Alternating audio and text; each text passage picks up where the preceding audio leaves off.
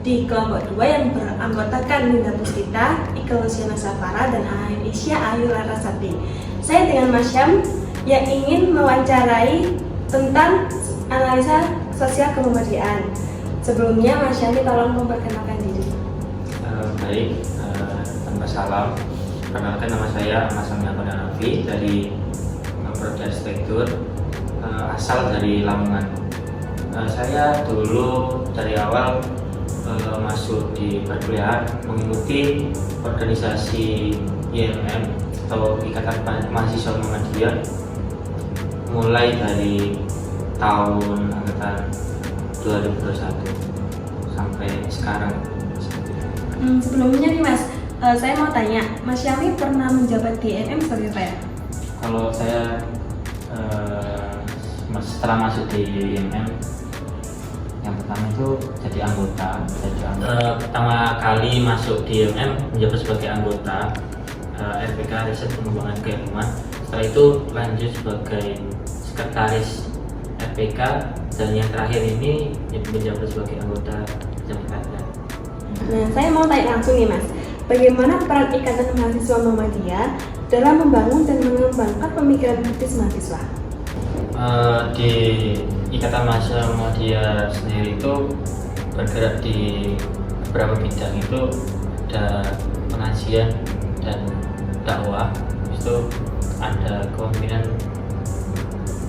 terus ada kegiatan sosial dan masyarakat.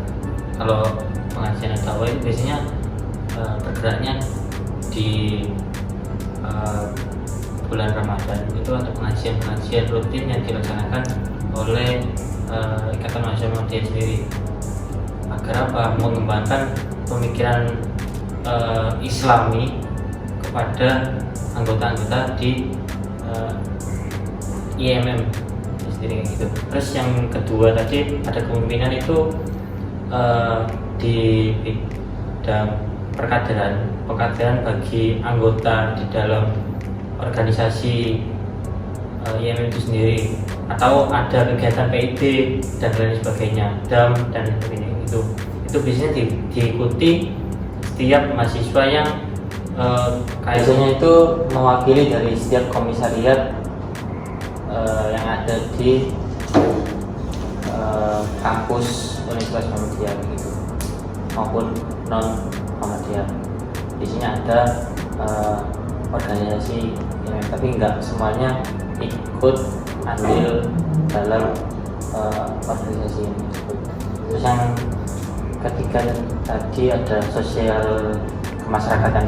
Nah, itu kegiatan sosial yang dilakukan biasanya kalau di kita itu bilangnya bakti sosial yang diselenggarakan pada sebelum bulan Hari Raya Idul Adha kan. Sekalian kita kayak mendonasikan bagian harta kita kepada masyarakat yang kurang mampu di daerah-daerah desa pelosok itu. Apakah ada konflik antara kepentingan pribadi dan kepentingan organisasi di kalangan pengurus IMM? Dari konflik pribadi yang dibawa kepada organisasi itu biasanya macam-macam sih, banyak sih. Pastinya salah satunya itu biasanya kurang aktifnya anggota tersebut di kepengurusan IMM, terus dipermasalahkan. Nah, dipermasalahkan itu dari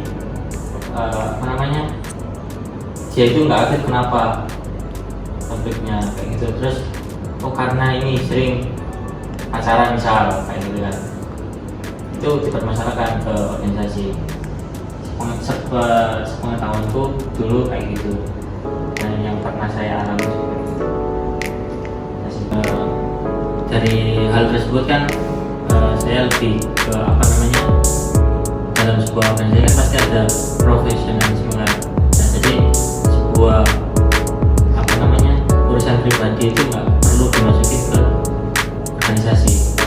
Nah, di sana aku berpikir kalau hal tersebut nggak usah dipermasalahkan.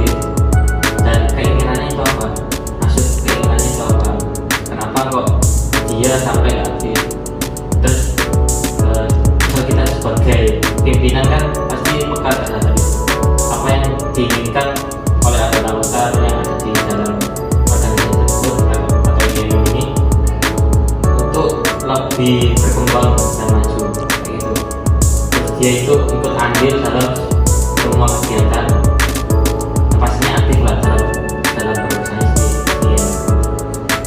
Jadi kita mencari masalah apa keinginan, terus merealisasikan.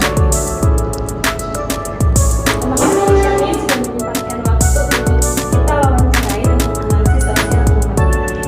Sekian, saya akan Ayu Orkinanti dari kelompok 2. Assalamualaikum warahmatullahi wabarakatuh. Bye.